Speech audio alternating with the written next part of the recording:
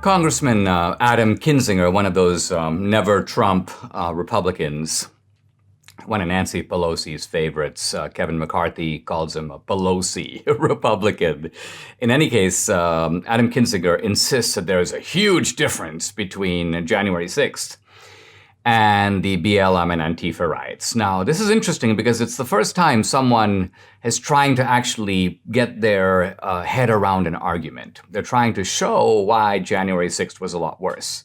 And Kinzinger's position can be summed up in a single line. He says, quote, "There's a difference between breaking the law, Antifa, BLM, and rejecting the rule of law." So according to Kinzinger, the January 6th protesters are a real danger to democracy because they didn't just break the law, they reject the rule of law. Now, I want to probe this distinction at the outset because, first of all, it seems to me the January 6th protesters did not reject the rule of law.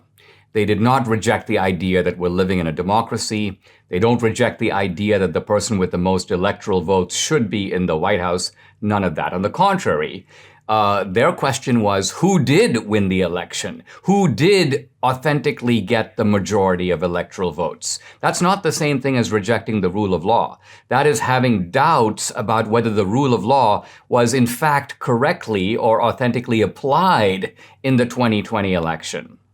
Now, let's turn to the Antifa BLM side of the equation. Kinzinger says that they, quote, broke the law, but they don't reject the rule of law. Now, my question is, how can you possibly say that? You've got an organized movement across the country. Remember, this is happening simultaneously in many different places. For example, at Trump's inauguration, in the aftermath of George Floyd. This wasn't just spontaneous uprisings all over the place. They were coordinated. They were occurring at the same time. And these are guys laying siege to a federal courthouse for months. They overran multiple police stations.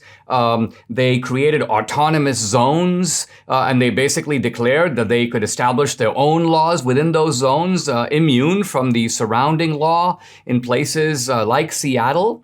So my question is, what use of language is it to say that these people are not rejecting the rule of law?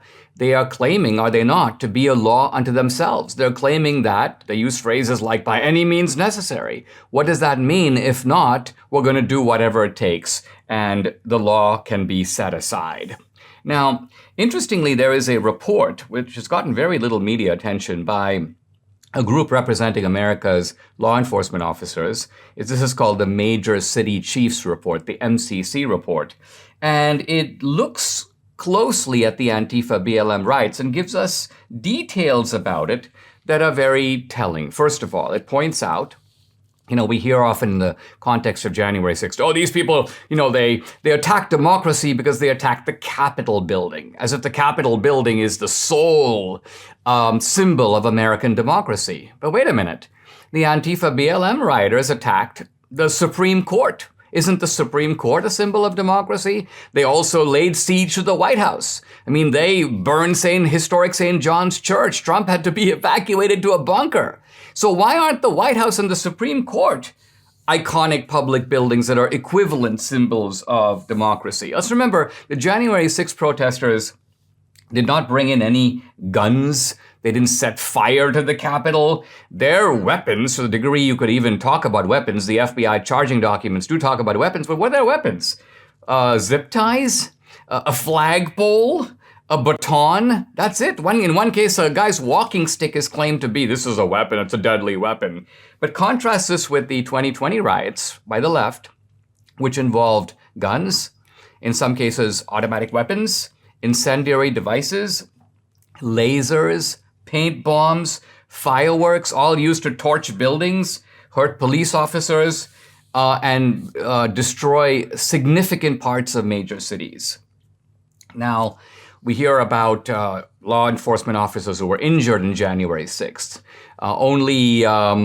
And of course, we saw the testimony of the officer. Oh, this guy pushed me in the chest. Oh, I'll have emotional scars for life. But contrast this with the law enforcement officers. First of all, Officer Dorn, who was killed in the Antifa BLM riots. And then more than 2,000 law enforcement officers injured during the 2020 riots. A number of them were shot.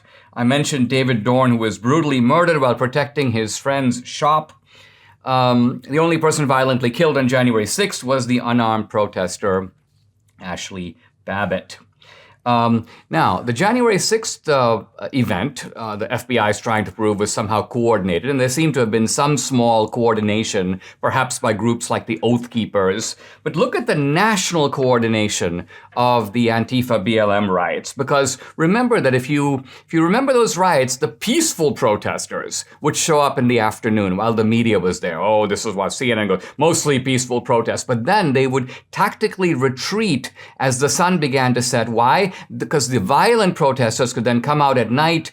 Bricks would be strategically available to them. They could smash things. They could threaten people. They could pull them out of cars. They could attack shopkeepers and business owners. So this was organized, coordinated violence. The simple truth is that the Antifa BLM riders did far more damage, hurt far more people, and performed far more violence than January 6th. It wasn't even close. Let's remember that Kamala Harris tried to raise bail money for these people. They were supported by powerful elements in the Democratic Party. Contrast this with the relative silence of the GOP, with one or two exceptions: Marjorie Taylor Greene, Paul Gosar, Matt Gaetz. The GOP in general has offered no support to the January 6th defendants. And finally, look at the outcomes. It's catch and release with the Antifa and BLM riders. The normal fine for a BLM rider, and this is for doing real violence, $50. And this leads me to my conclusion. If you want to give a fair, if Lady Justice truly is blind, she's not. We're living in a society with justice for some, not justice for all. But if you wanted to apply an equal scale of justice, here's what we do. Take all the January 6th protesters who did not commit actual direct violence and give them a $50 fine and let them go. That would actually be a fair penalty, fair in this case, measured by what penalty was meted out to people who did far worse. We want to live in a society where justice is applied evenly, and this is the way to do it.